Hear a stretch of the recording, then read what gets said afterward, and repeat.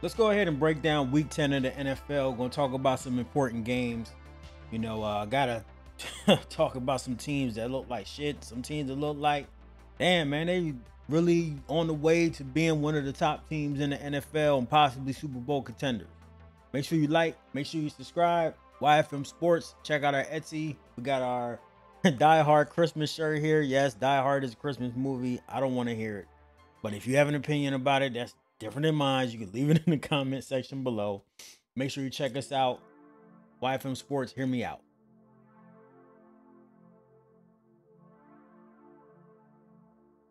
Yo, the Colts and the Panthers, and I had tweeted this on X or whatever you want to call it nowadays, that this game looks shitty, and that was a terrible game. I mean, the fact that Mac Jones got cussed out by Bill O'Brien, and you could just see that Bill Belichick was just so mad, and it was just a terrible, it was like right in the fourth quarter, it was a terrible pick that Mac Jones threw, and you could just tell, just like, this team just doesn't have any cohesion. They don't have a third wide receiver, right? You know how people will be like, oh, I got a number one or number two. They don't have a number three wide receiver on this fucking team. But it doesn't matter, because even if they did have a number one wide receiver, I don't think Mac Jones would be that good.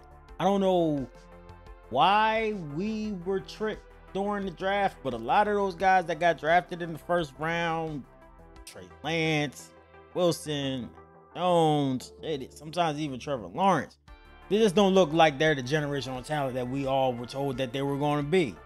So I feel bad for the Patriots, that I don't really feel bad for the Patriots in terms of, them motherfuckers been winning for years, but I feel bad that they went over to Germany or whatever and just got fucked up and got beat by the Colts by 1 point. And it was ugly on both fronts. And you could just start to project out and think like, okay, even though Bill Belichick got an extension this year, is this really going to be like his last year for the Patriots? Does Robert Kraft really have the balls? And that's what it's going to take, the balls to be like, you know what? You've been here for 20 plus years, multiple Super Bowl wins, and we want you to leave. We want you to go.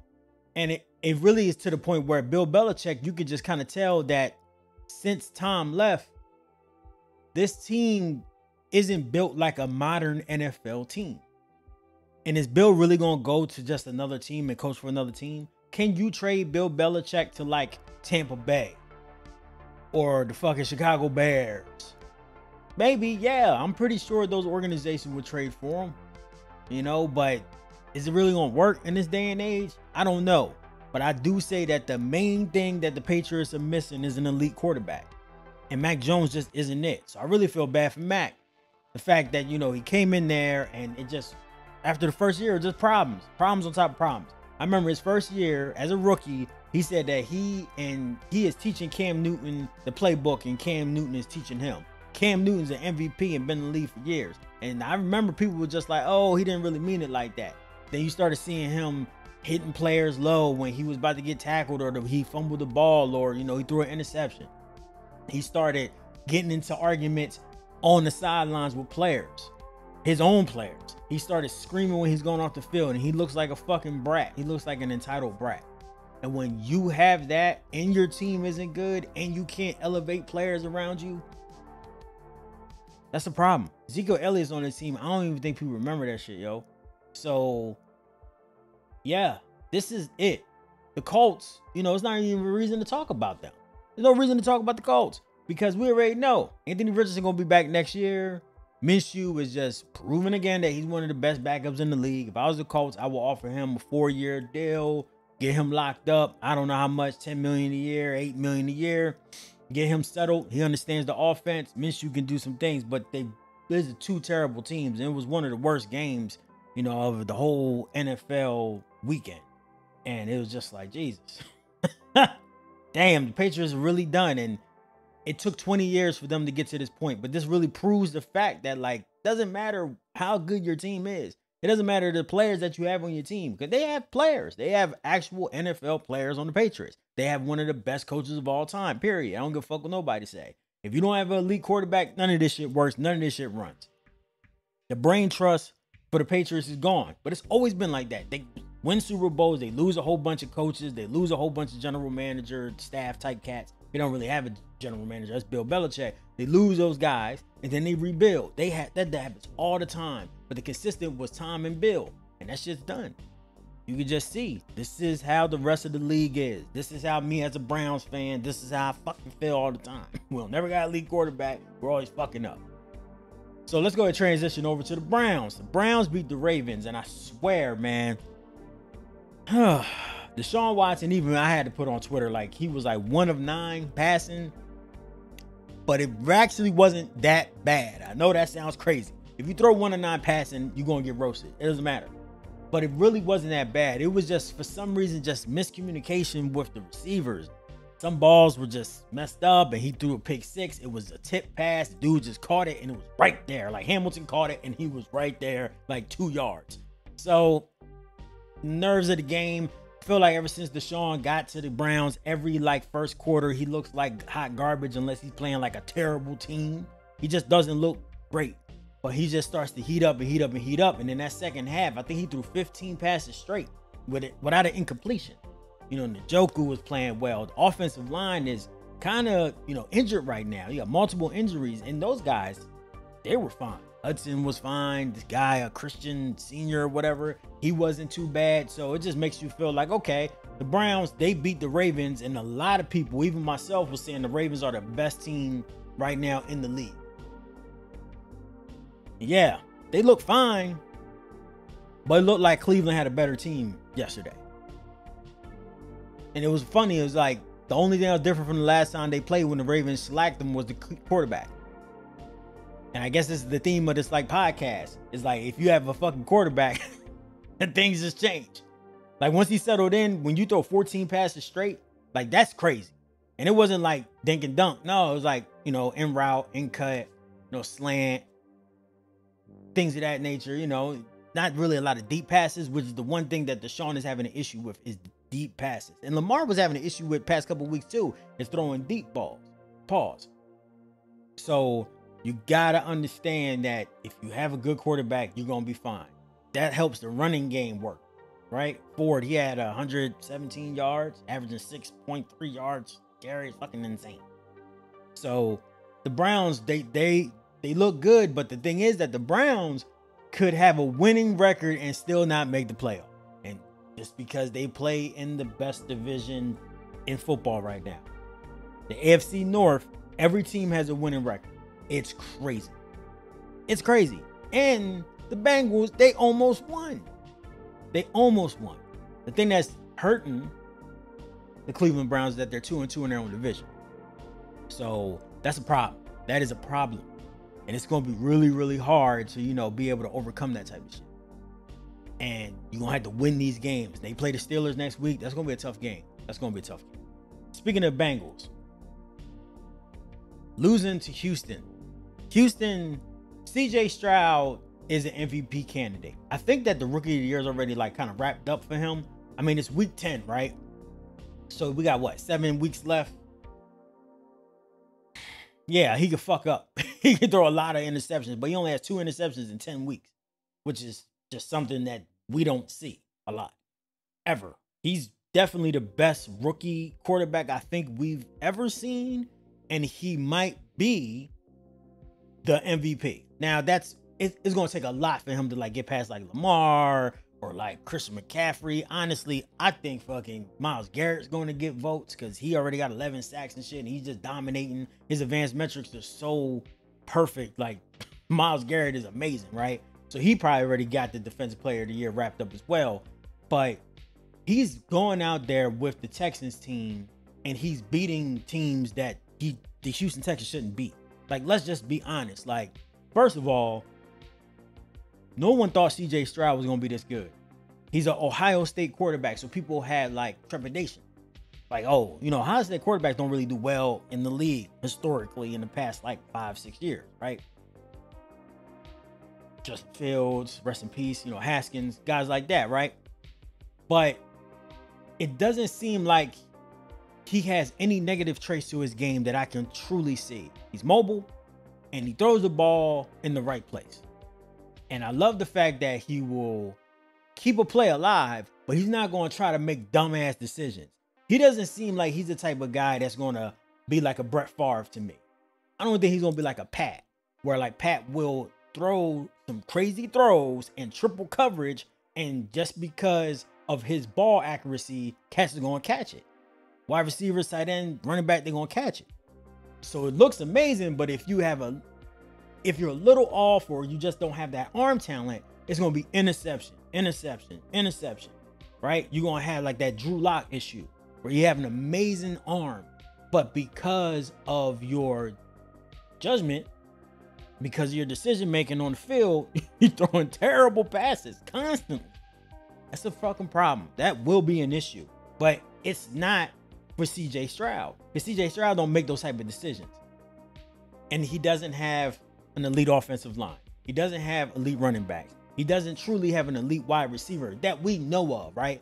He got Brown out there, which used to play for Dallas, and he looking like a fucking monster, right? His actual true number one wide receiver was injured this game. You got Tank Dell, who looks like he's going to be a monster, but they're all young or like cast-offs, like a lot of B-level players.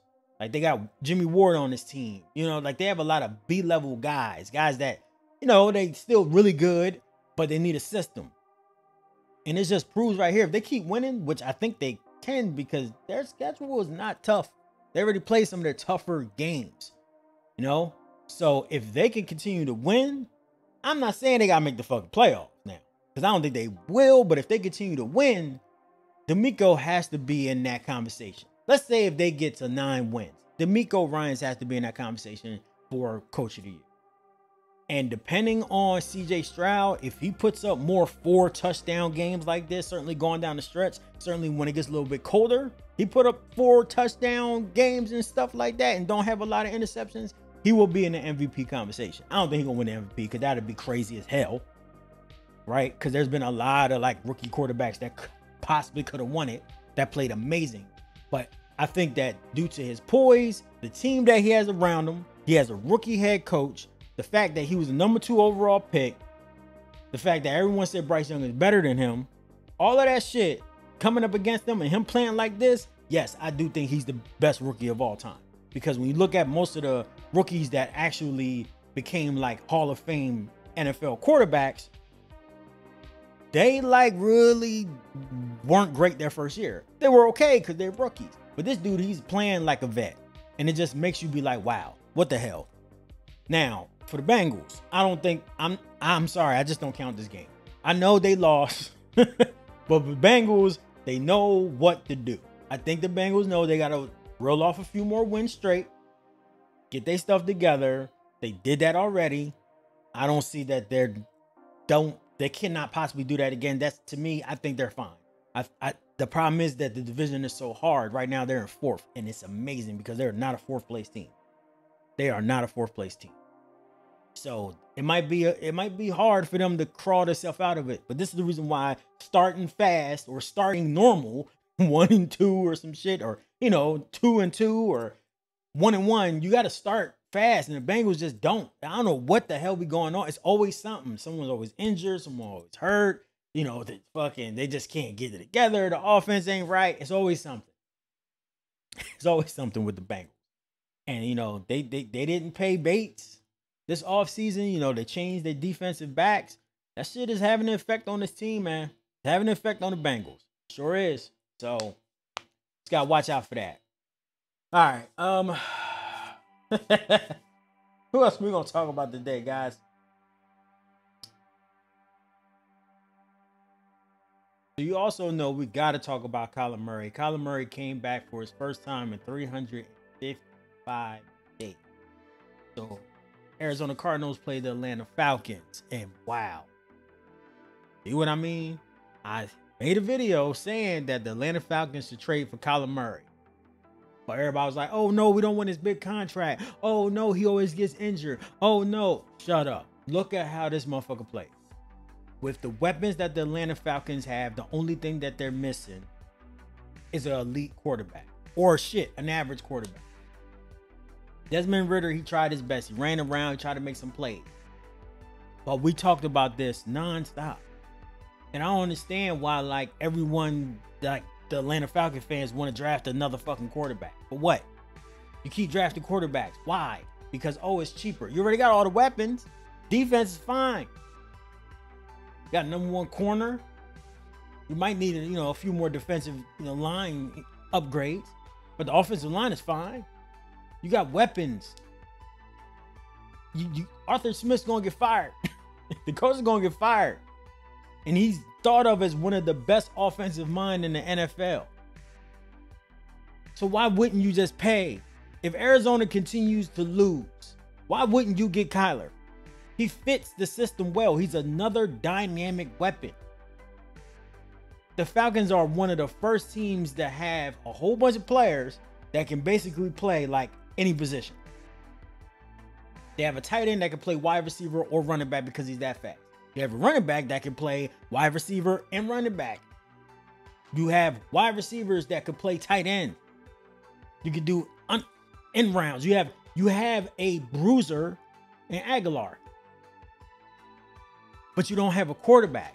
But y'all keep saying like, oh, we don't want to get Kyler Murray. Oh, we don't want to sign another quarterback. Shut up. It's dumb. Your point doesn't make sense. You want to draft a rookie who might fucking suck instead of getting someone that you know can at least play, let's say 12, 13 games a year. Because he runs around a lot. He's going to get fucked up. I'm not acting. But he also has a cannon of an arm. Come on, man. Don't act like Kyler Murray's not an elite talent. The Falcons fans would rather get Baker Mayfield than get Kyler Murray. That's true. That's real rap. There's a difference. There's a level to this shit, man. There's a level to this shit. And Kyler proved to y'all, against y'all, that there's level to this. Because 1-18 going up against a fringe divisional possible winner team in the Atlanta Falcons. And the difference was the quarterback. That's exactly what it was. The difference is that this dude can run 30 yards in a circle and still run for a first down. Or still throw it after evading multiple sacks. Who does that remind you of? See what I'm saying? So, and Arizona doesn't have all the weapons that Atlanta has. Doesn't have the defense that Atlanta has. So what are we doing? Everybody on the Atlanta Falcons basically are not paid. They don't have a lot of cap space. So add him. And there you go. We all know the NFC South is weak. There's not a lot of elite teams. Y'all not really worried about the Saints or Tampa Bay. Damn sure ain't worried about the Panthers. If y'all made that splash trade, he would have already been playing. And you got multiple quarterbacks to back him up if he does get injured. Point proven. Now, for Arizona Cardinals, what y'all gonna do? Y'all in the tough spot. Y'all could tank, but y'all made the decision not to because Kyler's playing. So what, y'all in the Marvin Harrison Jr. sweepstakes? Possibly. But hey, Arizona, they're going to end up drafting somebody probably 5th, 6th, 7th, or trading their pick, which I think they should trade their pick if they, don't win a bunch of games.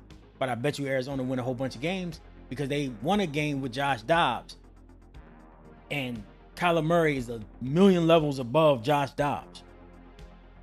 So, I expect that Carolina is going to make a lot of teams pissed off. He's going to make some people lose. The the Arizona Cardinals are going to beat some teams that you wouldn't expect because they've already given everybody a hard out. And now they got their elite quarterback back. It's going to be a fucking problem. It's going to be a problem. I can't wait to see who they play and when they play. That's going to be must-see TV. Must-see TV because they have a good coach. I like this team. They have a terrible owner. They have a terrible organizational structure.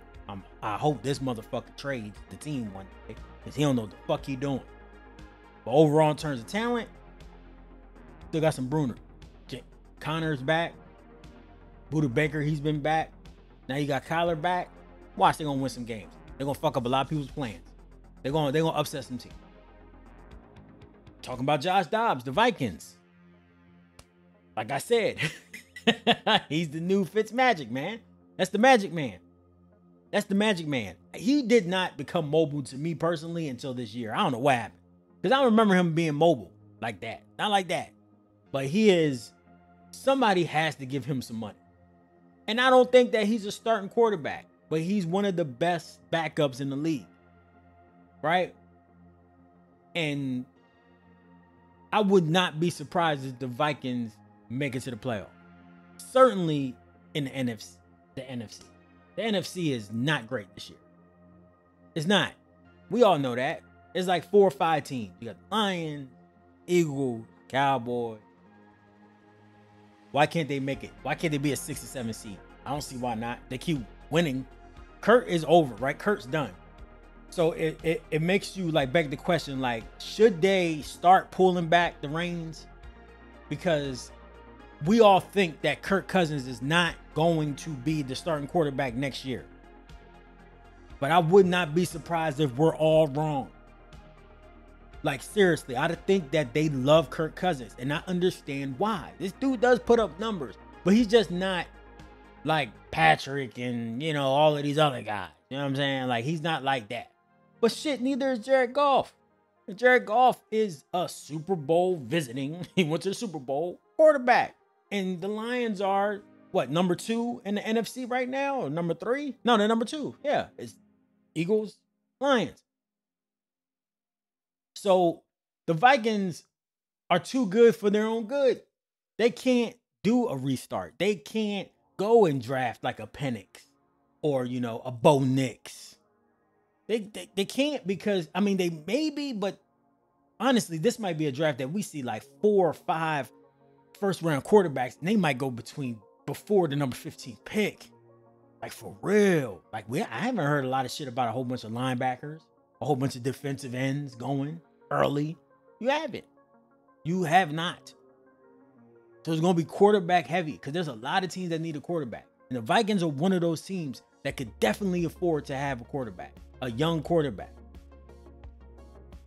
So now you're in no man's land because you keep winning games. And I think the Vikings are good. I think the Vikings are fucking good. I don't think they should tank. I think they're fine. But if you going to take this course and keep on playing this way, you might as well just say, forget it. And just re-sign Kirk Cousins. Might as well. Jefferson likes him. Addison likes him. Coach likes him. Team like him. Fuck it. Why not? You're still winning games. This coach is great. This coach knows what he's doing.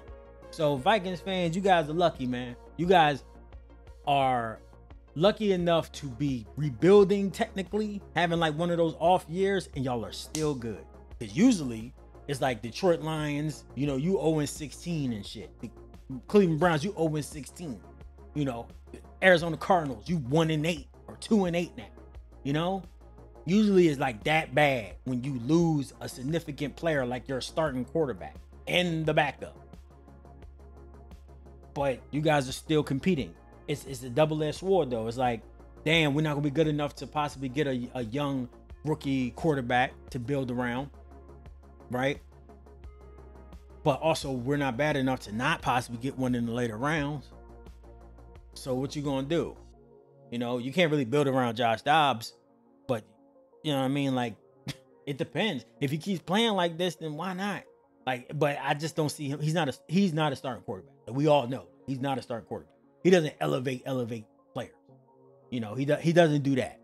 But like, could he be on the Redskins, Josh Dobbs, next year? Probably. Yeah, it's definitely possible. I think he should stay with the Vikings, though. I think that that's a good connection there. I think he'll be. But shout out to the Vikings for winning. The Saints, man, you guys look middle of the road, and I hate that for the Saints. I hate that for the Saints. I don't know what the fuck's up with Drew Brees, bro, but he looks like the Raiders. Like, he looks like that's the reason why, like, the Raiders like, fuck this dude. Even though we all know Josh McDaniels is a terrible head coach, one of the worst head coaches ever, right? But he looks like, yeah, he can get you to that level, but the arguing, the attitude, all of that shit, it's just a lot. It's just a lot. And the Vikings, they just outplayed them. They just outplayed them. But don't be surprised if the Saints win a couple more games. I'm pretty sure the Saints going to win their division. It's going to be the Saints or the Falcons. And it's, you know, make the playoffs, Same old shit, different year, different quarterback, yada yada. Same thing. That's how the Saints are. The Saints are too good to be bad, just like the Vikings. Too good to be bad.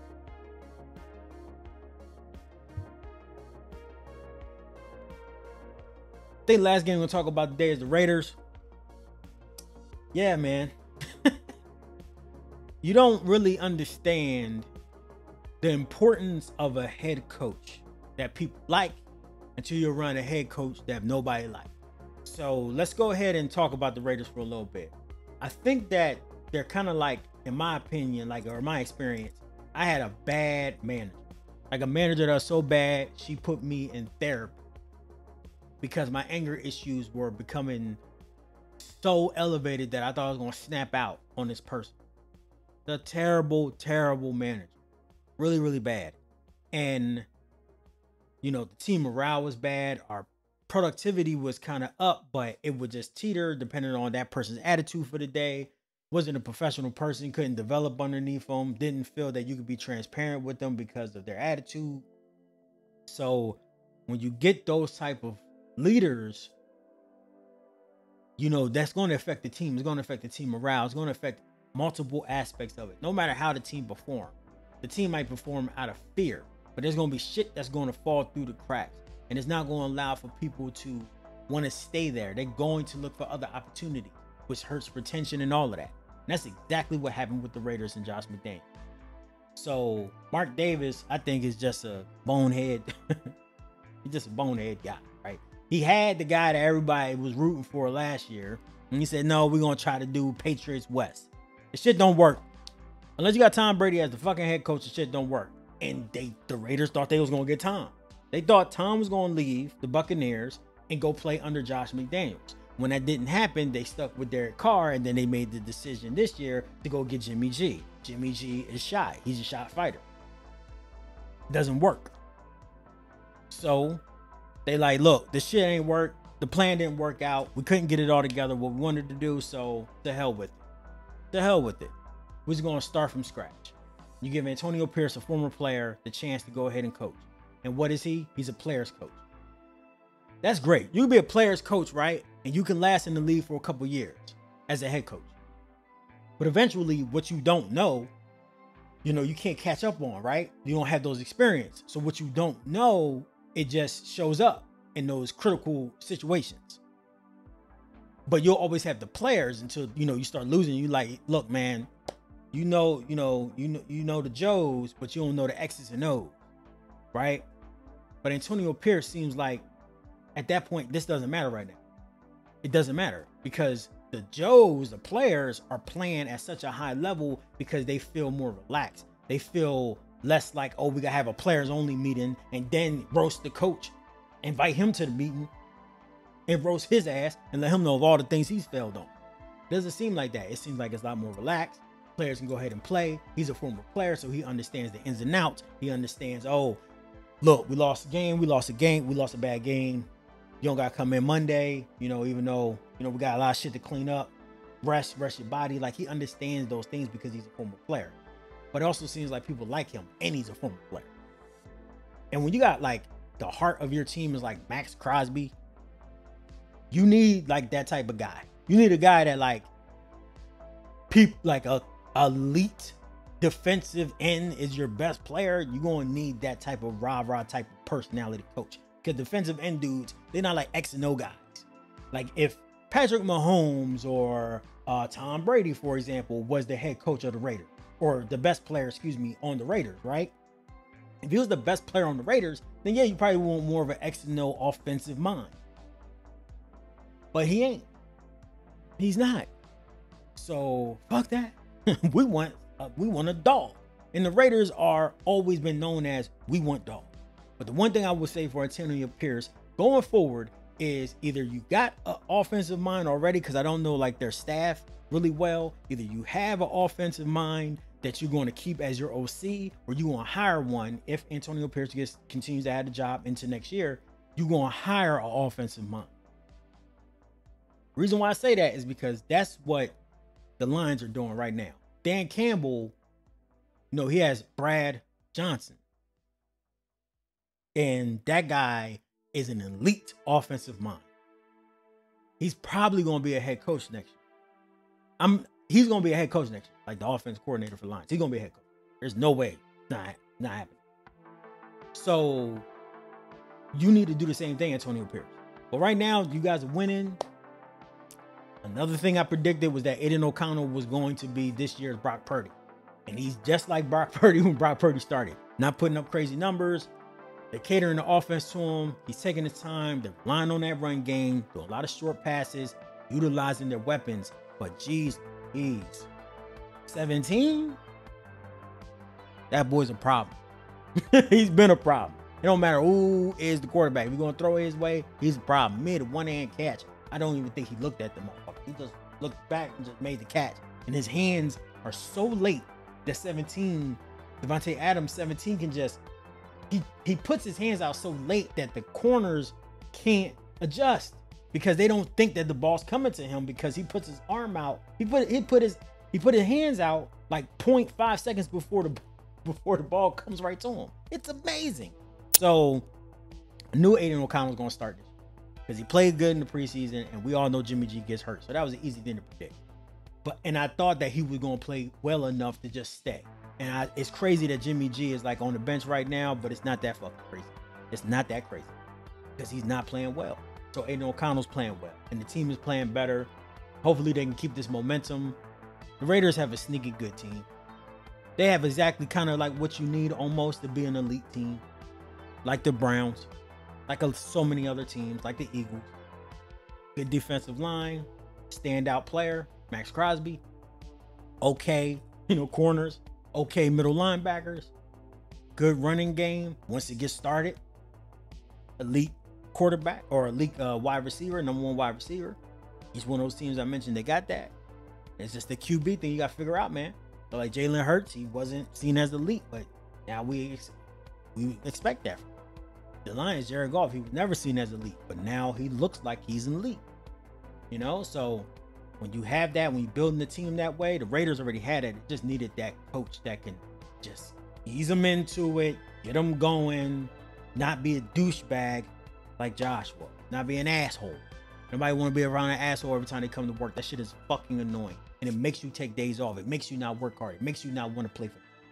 So Raiders, Davis, you got the guy. As long as they keep winning, that's all he has to do is keep winning. You got the guy. Don't make the same fucking decision. Like try to go get Bill Belichick.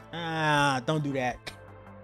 Tom, please advise this motherfucker not to do that. Advise him not to do that. All right, so that was, our thoughts about this week. A whole lot of other games happened, but just want to give a little podcast recap of my thoughts, and make sure you make sure you subscribe. The dope week of football. I cannot wait for week 11. The Eagles are back off of their bye. It's going to be, man, this season is shaping up. But there's a lot of teams just right there. That's why I like week 10, a couple weeks before Thanksgiving. Right after Thanksgiving is where shit's going to start really evening out. You'll be like, oh, these are the best teams and these are the wild card teams. That's when it's about to happen. When December hits, it's over. A lot of teams that know they ain't gonna make it, they gonna start just shutting shit down. A lot of teams gonna start shutting shit down. They gonna just be like, we ain't playing this motherfucker, he ain't playing, and the game's gonna get a little bit worse. But thankfully, you got the AFC North. They're gonna have a lot of divisional games in this December. The Eagles are gonna have a lot of divisional games in December, so that's what's gonna make it really fun. That's what's really gonna make it fun. But let me know what you think in the comments below. Make sure you make sure you subscribe. Check out our Etsy to support the channel, and the link in the description. Very small channel, and if you made it this far, we really appreciate y'all. Y'all the lifeblood of us, man. And we just want to say thank you forever, and thank you for everything. YFM Sports.